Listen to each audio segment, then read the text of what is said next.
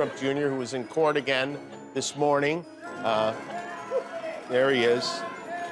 You hear the protesters chanting, crime family, and that is basically what these people are, a crime family, a very dumb crime family, the Gambozos, if you will, and I mean, that son of a bitch, you know, is really unbelievable. Mr. Son of a bitch.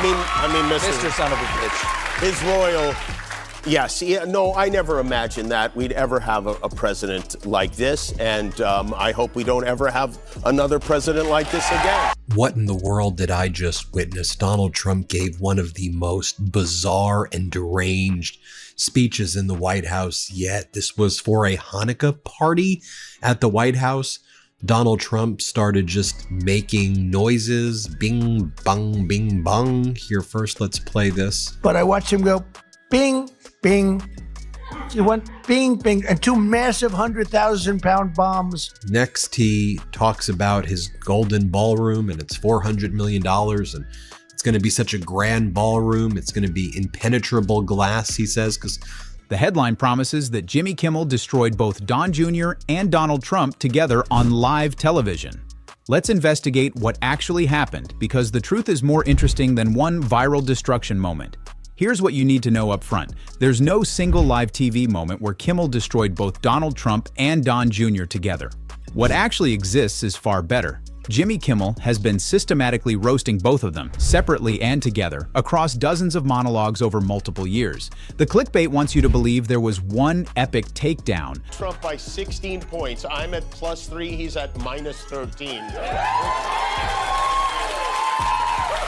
It's nice, but it feels like, considering the fact that I'm not a convicted felon friend of Jeffrey Epstein, and I've never paid off or send a team of masked goons into a park to pull an old lady away from her grandchildren, I feel like my rating should be higher, maybe, than someone, by the way, who, if he was a king, probably would just reopen the government, but it hasn't worked that way. If he was a king, he probably would have never left the office the first time. If he was a king, he wouldn't allow his government to prosecute and persecute him. This is what the American people are thinking about now. What the hell is he talking about? Here, play this clip. For 150 years, they've wanted a ballroom, and we're giving them, myself and donors are giving them, free of charge, for nothing. We're donating a building that's approximately 400 million. I think I'll do it for less, but it's 400. I should do it for less. I will do it for less. But just in case I say 400, otherwise if I go $3 over, the press will say it costs more. I build under budget and ahead of schedule, right, Jason? Always. But the real story is that Kimmel has turned mocking the Trump family into an art form. Hit that like button as we dive into the real history. Jimmy Kimmel has been hosting Jimmy Kimmel Live since 2003, but his relationship with Donald Trump became truly adversarial when Trump entered politics. Kimmel discovered something powerful. Trump hates being mocked, and making fun of him drives ratings. Trump became Kimmel's muse, the target he returns to night after night because he knows it bothers Trump in ways that make the president lose his mind on social media. His most recent video, I noticed something that I want you to take a look at. We've seen the insanity of what's going on in the last few years, and we're just here to call that out. Okay, now zoom in if you can, because he's got two empty frames on his shelf. Those are pictures of his friends. He's showing off all the fun times he had with Dad when he was a kid. He brings up Miriam Adelson, the billionaire who gave him $250 million in the last election. And she says that Alan Dershowitz is here. Dershowitz, who got the massages with Epstein, but says his underwear was on the whole time. Epstein lawyer, Trump's lawyer. And then she says, I'll give you $250 million, Donald, to run again in 2028. And then people start chanting.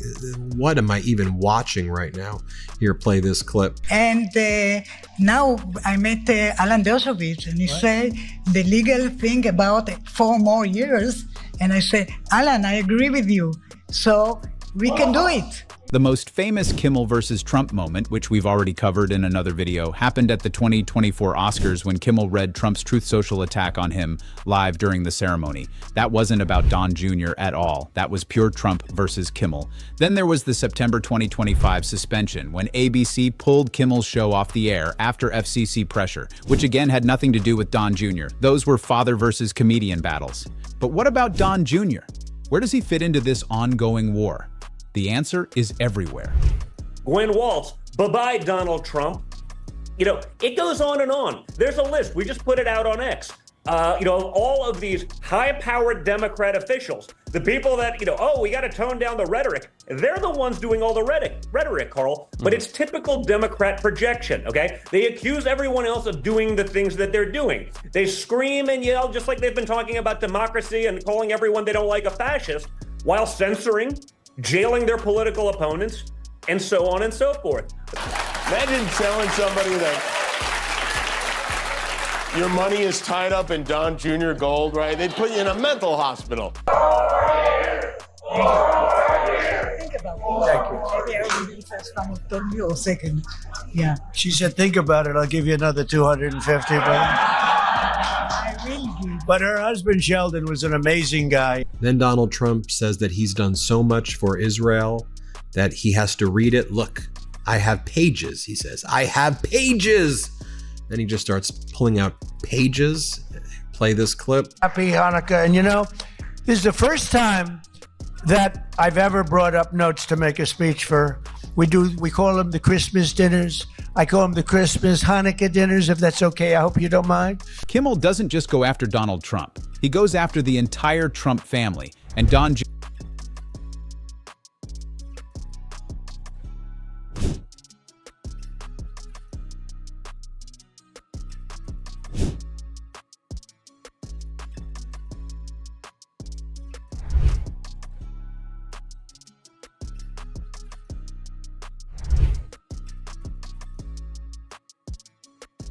As upset as his fellow Republicans pretend to be, no one is more perturbed right now than Trump's most disappointing son.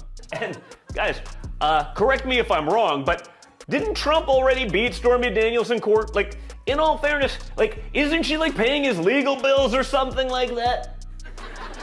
I don't know. His hands move faster than his brain. They're like, what is it? It's like if Jim Henson had no puppets. I call them New Year's dinners too, but I've made about 20 of them so far. I never had any others. I brought this up. You know why? I've done so much for Israel that I have to read. Look at it. I got pages. And I don't want to leave anything out. I don't want to leave Golan Heights out. I want to tell you what we did. But it's an honor to help you. I have so many friends, and a lot of you are right in this audience. Then he has Mark Levin, the Fox host. Mark Levin then shows up, and Levin's like, yes, we have the first Jewish president. Donald Trump is Jewish.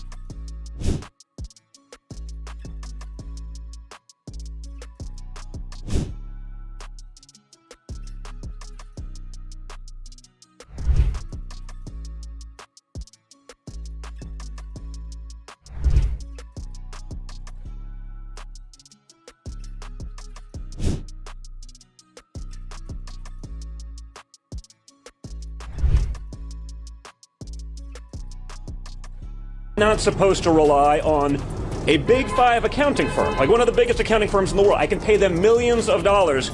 I rely on them to do accounting, but I'm supposed to know more than them. By this logic, insurance companies are going to start suing patients for listening to their doctors. Right? Do you understand? Am I supposed to know more? Oh, Don Jr. doesn't know anything about it. I'm not an accountant. I'm a business guy.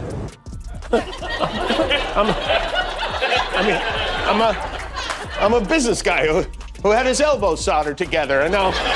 Did you know today that the Coast Guard actually implemented its plan to allow swastikas, implemented its plan to allow Confederate flags and nooses? Remember when that was reported, and then Trump's regime said fake news, and then they said, no, it's true, but we're not doing it. No, swastikas, Coast Guard, while they're doing this Hanukkah party, pisses me off. Here, play this clip. 6 years ago, I was up here, and I said, this is our first Jewish president. Yeah. Now he's the first Jewish president to serve two not consecutive presidencies. We thank you for everything. Yes, sir. Bad things happened on the second one. Namely, the election was rigged. And we found out, and you see that happening. But And you are the greatest president. thank you very much. And God bless you.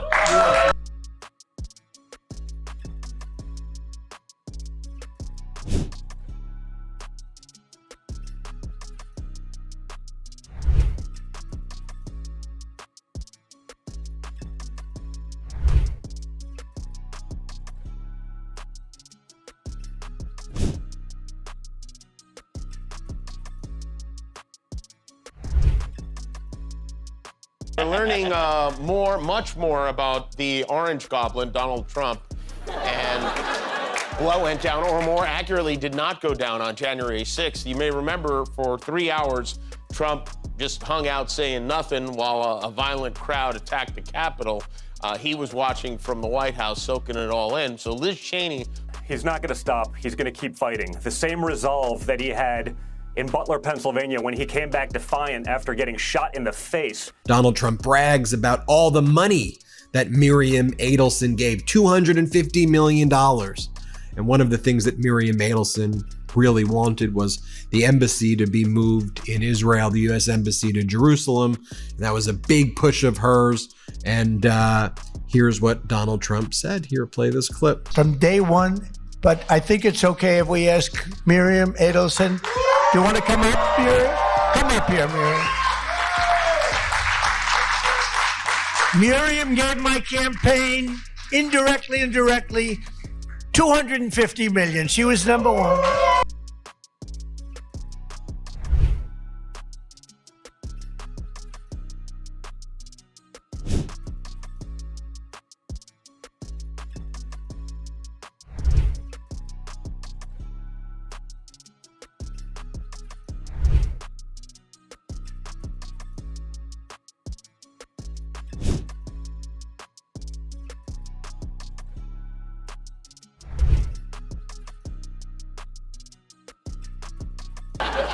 How you doing over there? I'm doing real good. The important thing for DJ TJ isn't necessarily defending his father and the Trump family.